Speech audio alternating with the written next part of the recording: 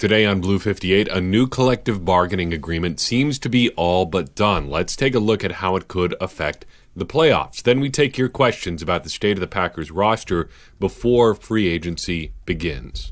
Blue 58!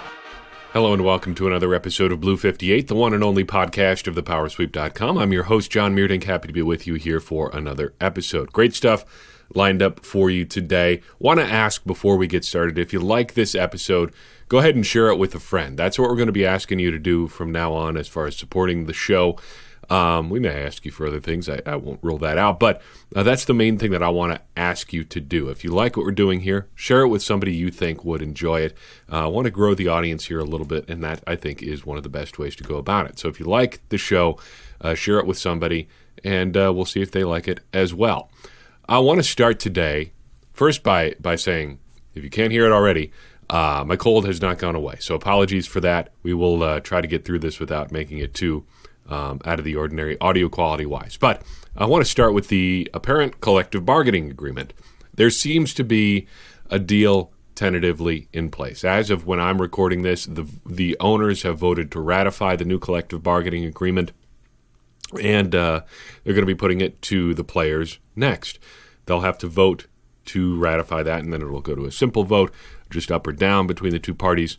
Early on, it just looks like this is on the way towards being done, and there's a few aspects of it that are interesting. The firmest, most concrete one that we've seen so far seems to be changes to how the playoffs work. Early on, or early indications would seem to be that this new collective bargaining agreement would add another team to the playoffs in each conference. So 7 teams in the playoffs in the AFC and NFC, as opposed to just the 6th.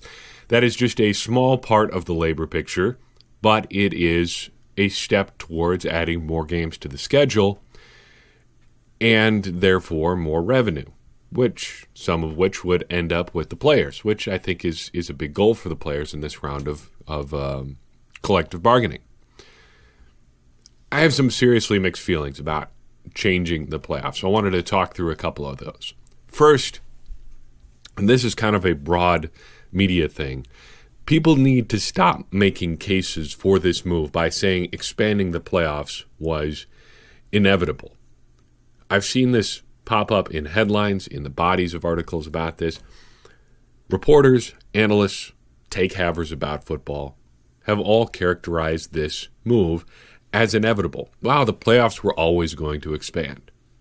No, that's not true. This was not inevitable. Inevitable things are things that you have no choice about. It is inevitable that the sun is going to rise tomorrow. They could have chosen not to do this. They could have just said, you know what, we're good with how the playoffs are. But by framing it as inevitable, you build in some support for a thing that was motivated, at least in part, by the desire to make more money. And this is a business, so the desire to make more money is not necessarily a bad or not understandable one, but it's something that we should factor in here. This was not inevitable. I think the best recent example of people using this phrase in sports is one I've referred to several times. Adam Silver, the commissioner of the NBA, from the moment he took over for David Stern, started saying that advertising on NBA team uniforms was inevitable. It's inevitable. It's something that's going to happen. It's inevitable. It's inevitable. It's inevitable. And lo and behold, now NBA teams sell ad space on their jerseys. Well, it wasn't inevitable. It wasn't. David Stern, for his entire tenure as commissioner, drew a line in the sand and said, absolutely not. There will be no advertising on NBA uniforms. In fact, he didn't even allow, in most cases, manufacturer logos on uniforms. He said, no, it's not going to happen. When did it become inevitable then? Well, it became inevitable when they got a new commissioner in there who was willing to sell ad space on uniforms. It's the same thing with the NFL playoffs. This was not an inevitable change. It's just something that they wanted to do. So let's just get that out of the way right away. Secondly, I am generally of the opinion that it should be hard to get into the playoffs. And as a result, I will broadly oppose anything that could be perceived as watering down the playoffs. And by definition, this is watering down the playoffs. And I am not swayed by the arguments that says, well, they watered them down before. They added teams to the playoffs. In fact, the playoffs at all are a watering down of the system. I saw that in one article today because they used to just have the champion decided by who knows what esoteric means, and then they added one championship game after the end of the season, and then they've slowly expanded the playoffs since then too. No, it's been this way. It's been 12 teams for almost 30 years now. This is a different kind of watering things down, especially if you're pairing this with a 17-game schedule, which seems to be a possibility too. And furthermore, just saying that they've done watering down of the playoffs in the past doesn't mean that was a good idea either. Okay? It could be that the optimum number of playoff teams is 8 or 4, right? I'm not saying that is, but it could be. Watering down is watering down is watering down. All of it is watering down. I am opposed to stuff that waters things down unnecessarily. Having 12 teams make it out of a 32-team league seemed like a pretty good number to me. Anything other than that does seem like watering it down a little bit. But finally, if you are going to expand the playoffs, if that is something that you want to do, and I've kind of laid out why that is okay. If that's something that you want to do, fine. That's okay. If that's something that you want to do, if you are going to expand the playoffs, this seems like a pretty okay way to do it. It does dilute the playoffs a little bit, but not that much. You're not jumping to 16 teams in the playoffs. You're not jumping to half the league. And by expanding by just one team per conference, I think you're making it so that first round bye matters even more. Just look at the permutations that could have shaken out with the Packers in their first round bye in the playoffs this past year, the 2 seed. They could have ended up like all over the map, just being the 2 seed or the 4 seed or 3 seed or something like that. Now this matters even more. That race for the top spot matters. And I think that's a good thing. So you're adding a little bit of incentive there too, even as you broaden the pool. And I guess I'm sympathetic to the idea that it may not be watering down the pool that much too. So if we're going to expand the playoffs, even if it isn't inevitable, this seems like a pretty okay way to go about it. And I'm interested to see, over the life of this 10-year collective bargaining agreement, how many interesting situations we end up with as a result of this expansion. Now for something completely different. We have just recently completed our position-by-position review of the 2019 Packers, and within each of those discussions, we took some time to talk about potential free agent acquisitions and players we may be interested in the Packers acquiring over the course of this offseason. I wanted to take a second and just kind of collect a few of those questions and talk through them. Your thoughts about what the Packers could do in free agency, via trade, whatever. So we have a few of your questions here. We'll talk through those, and then I want to offer up what I think could kind of be a model for a productive offseason for the Packers. So first, your questions.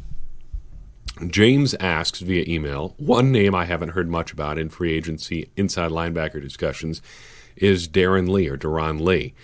As a draft enthusiast, I remember having high hopes that the Packers might get him in the 2016 draft. He has sideline-to-sideline speed and was highly rated for his coverage potential.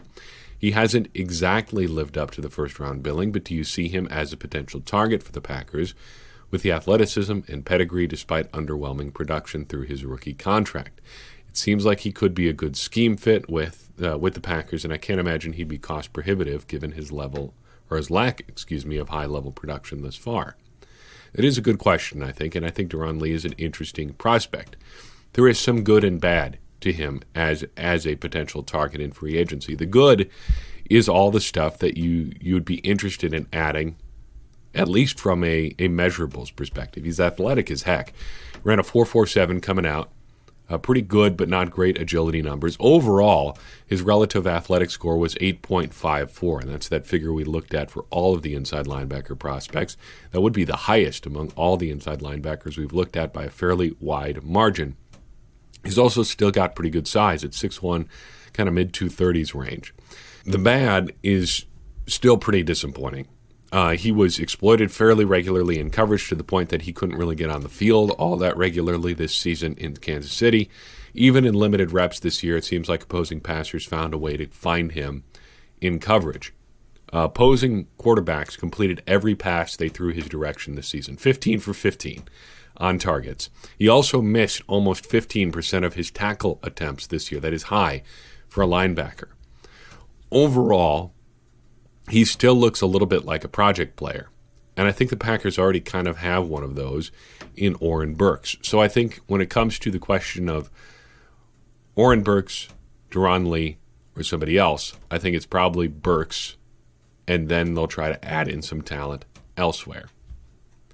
Interesting prospect, though, and you got to like his athleticism. Duke asks a 3-pack of questions, so we'll get to each of those in order here. First, is Tyler Ervin the return man of the Packers' future, or will they draft someone? I think as far as Tyler Ervin goes, the present is really the only question. It's not a big question as to his future with the Packers, at least not long-term future, beyond 2020, I'm thinking.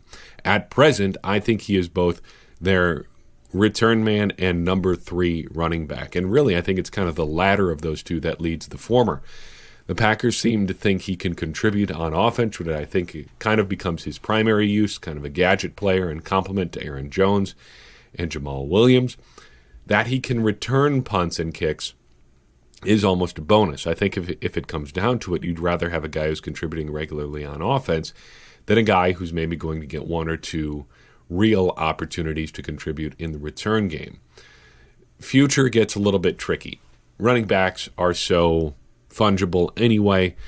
It's kind of a year-to-year thing outside of any guys that you've drafted and have control over for 3 or 4 years. I don't think you really worry about that with Tyler Ervin. I think you say, we can get him back for this year, and then keep churning your running back position from there. As far as return stuff goes, just figure out a guy who isn't going to screw it up for you. That's what the Packers had for a long time in Trevor Davis, so he did screw it up for them a few times too. Ideally, you just want a guy who's not going to be a negative as much as anything.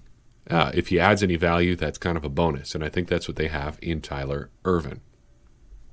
Duke also asks about Jared Veldheer. He says, does Veldheer want to play another season if Brian Bulaga becomes a cap casualty?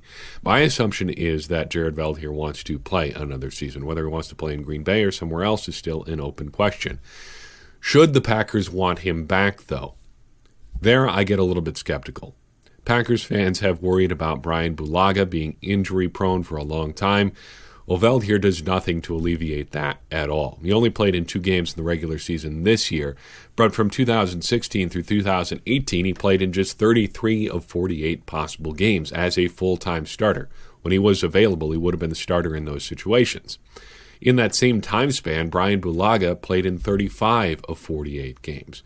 So if you're worried about Brian Bulaga being injury-prone, Jared Veldheer has those same problems. He's also older, he's also bigger, which brings its own set of problems when you're dealing with a big-body guy at a high-impact position like the offensive line.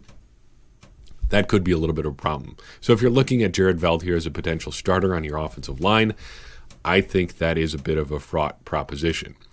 But if you are just looking for him to be a part of your offensive line picture in 2020, maybe not a big part, but a part, I think that's a different conversation and one I'd be willing to have if I'm Brian Gutekunst.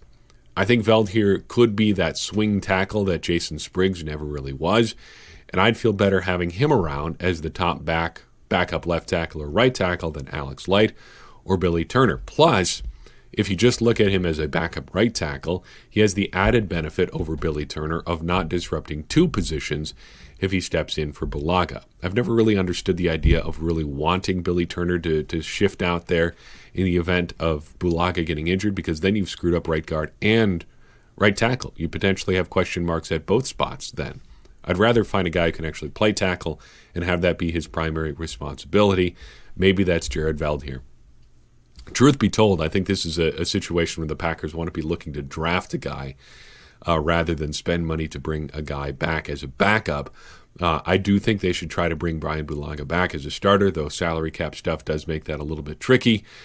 Still, I think he's got to be their primary option at right tackle for right now.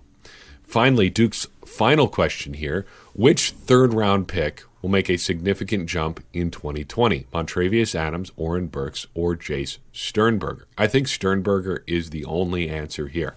I think Montravius Adams and Oren Burks have both basically shown us what they are. At the very least, Sternberger is still a work in progress, though there's plenty of reason to wonder what, if anything, he is actually ever going to be for the Packers. As far as I'm concerned, the progress is done for the other two. Oren Burks has had plenty of time to figure out his role as an athletic cover linebacker safety, almost hybrid. He hasn't been able to do in his 2 years in Green Bay what Joe Thomas was able to do, which was to be a reliable dime linebacker and special teamer. I don't know what else to say on Oren Burks at this point. He has had every opportunity. Sure, there's been some injuries there, but he can't even get on the field. And the same is basically true of Montravius Adams. Yes, there was some injury stuff in his rookie season, but this past year, he got all the hype from Mike Pettin, and it just never amounted to anything. Sternberger, I think, is at least early enough in his development cycle where he could still grow a little bit, too. He's also at a position where it seems like he'll have an opportunity to figure things out a little bit more slowly. The Packers will use him as a blocker, figure out some packages where he can get on the field as a receiver. It seems like Oren Burks and Montravius Adams have had that same opportunity and missed it. If anybody is going to develop out of this three, I think it is Jace Sternberger. Finally, Brad asks, I know you weren't real high on Tajae Sharpe, but I think he could be an underrated pickup. He looked like a steal coming out of college, but has had bad QB play.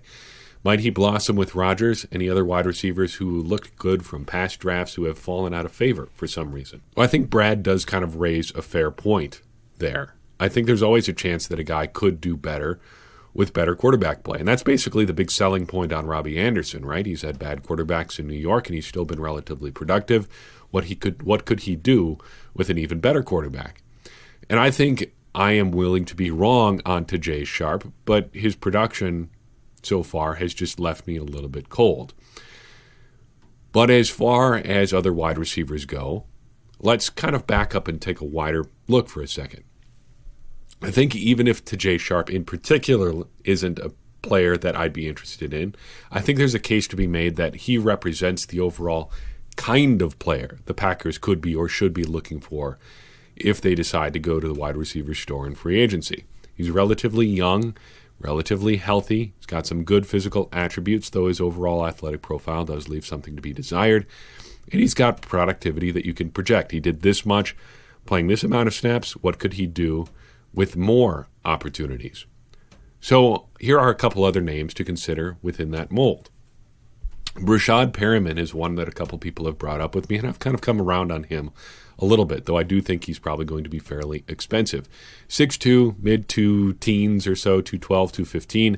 Good athlete. He has a 9.95 relative athletic score, ran a 4.26 40. That's real, legit speed.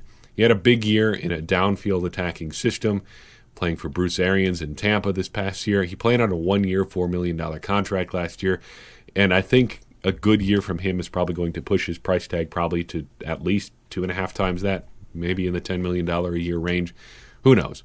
Past inconsistency might push that price down a little bit, but he still could be fairly expensive. So I wouldn't count on him being in the Packers' price range, but he is the sort, I think, again, of player they should be looking for, kind of in the broad category.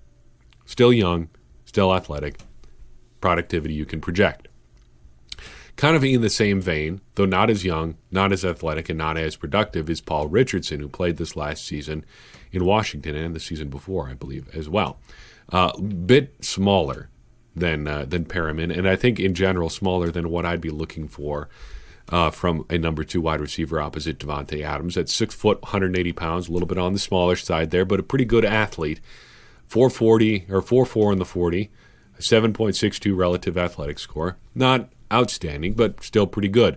Hasn't been super productive, though, and hasn't been terribly reliable injury-wise, but he has had proven success in the NFL.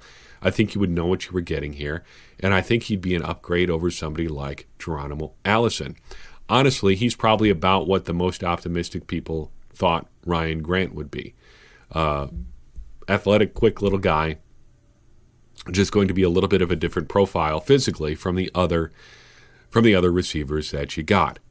So those are a couple names that I would keep in mind, at least if not in particular as archetypes for what the Packers could be looking for at wide receiver should they go the free agent route.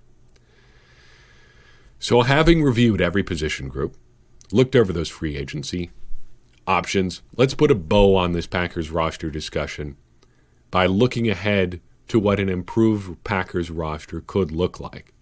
I don't want to name names here, but I would like to talk about how the Packers should allocate their resources. First, let's talk about the needs that we see here. Here's what I see for the Packers, ranked by order of importance. I think the Packers' needs fall into three tiers. Positions that need immediate improvement, positions where you need to add talent to the mix, but failing to add talent won't necessarily leave a hole, and then nice to have. Not a pressing need, but it would help to add some bodies there too. That top tier, the tier that needs immediate improvement, includes wide receiver and inside linebacker. That next tier, need to add talent to the mix, but failing won't leave you with a big hole, includes defensive line, offensive line, and tight end. And then the nice to have tier would be cornerback and running back. Heading into this offseason, the Packers have about $23 million in cap space and 8 draft picks. 3 of them fall in the top 100. There could be some compensatory picks there, but I'm not really holding my breath. So how do you allocate those resources to fill those holes as effectively as possible? I think this question kind of hinges on what happens with Brian Bulaga. Because if you lose Bulaga in free agency, I think that bumps up offensive line almost to that needs immediate improvement level, because the Packers are going to have to do something on the offensive line. They need a right tackle, and even if they would shift Billy Turner out to right tackle, I still think you need more bodies than on the offensive line, and that is kind of irrespective of what you think about Lucas Patrick, who would be your presumed starter at right guard, at least early on, assuming you don't add more talent there. I'm going to operate under the assumption that they replace, or that they keep Brian Bulaga and don't have to replace him immediately. So starting with free agency, I would pick your budget and then get a kind of second or third wide receiver, a tight end, or a sidekick linebacker. So a sidekick linebacker would be somebody who could approximate what B.J. Goodson can do for you. I don't think you're going to want to really spend big on an offensive lineman or even a wide receiver or tight end for that matter. But if you can find a receiver or tight end that fits your budget, in addition to bringing back Brian Bulaga, I think you got to go for it. So maybe somebody like a Brashad Perryman, maybe the 2020 version of Perryman, who signs a 1-year, $4 million contract, is the way you want to go at receiver. Or if you could do something similar at tight end. The Packers got a relatively distressed asset in Jared Cook when they signed him a few years back. If they could get a tight end at a similar price, I think that'd be a good way to go. Because I think you do want to add some talent to that mix. In the draft, I think I'd start in the first round by getting a wide receiver or inside linebacker, whichever is better. Whichever you feel the best about, draft that at 30. And then get the opposite of that with your second round pick. It is supposedly a deep wide receiver class. And so if you feel better about taking an inside linebacker in the first round, knowing that you can get a receiver later, do that. If you get to your second round pick and there isn't a wide receiver or inside linebacker that you like, then I think you almost got to take an offensive lineman. Finally, with that third top 100 pick, I would pick either an offensive lineman or a tight end. Probably the offensive lineman. I think you really have to invest into that offensive line each and every year. You've got to constantly be adding talent to that pool. And the Packers really haven't spent super highly on the offensive line with the exception of Elton Jenkins in an effective way in quite a while. Prior to Elton Jenkins, what was it? Jason Spriggs and Derek Sherrod as far as top-end offensive linemen? That's not a great track record. The Packers are going to need more help there sooner than later. Brian Bulaga is the free agent this year, but in the not-too-distant future, you've got questions on David Bakhtiari and Corey Linsley. Offensive line is always going to be an issue just because of how many people you need to make that tick. So, to recap, pick your budget, then find a wide receiver, tight end, or sidekick linebacker in free agency. Probably not all of those, maybe one, even two of the three. Then get a wide receiver or linebacker in the first round, the opposite of whatever you pick in the first round in the second, and then an offensive lineman or tight end with your third top 100 pick. Beyond that, it's just taking the best available player and going from there. I know it sounds like a simple plan, and it's probably a little bit rosy to expect it to all work out that way, but that's how I would tentatively look to allocate my resources if I was the Packers heading into this offseason. What do you think? How would you plan out your offseason? Let me know in a comment on Facebook, Twitter, wherever you find us. I would love to hear from you. I appreciate you listening in. If you like what you heard today, share this episode with a friend, with a fellow Packers fan. If you think it would help advance the conversation around the Packers, go ahead and share it with someone you think would like it, because that's going to help us further our mission of helping everybody become smarter Packers fans. And as I always say, smarter Packers fans are better Packers fans, and better Packers fans are what we all want to be. I'm your host, John Meerdink. We will see you next time on Blue 58.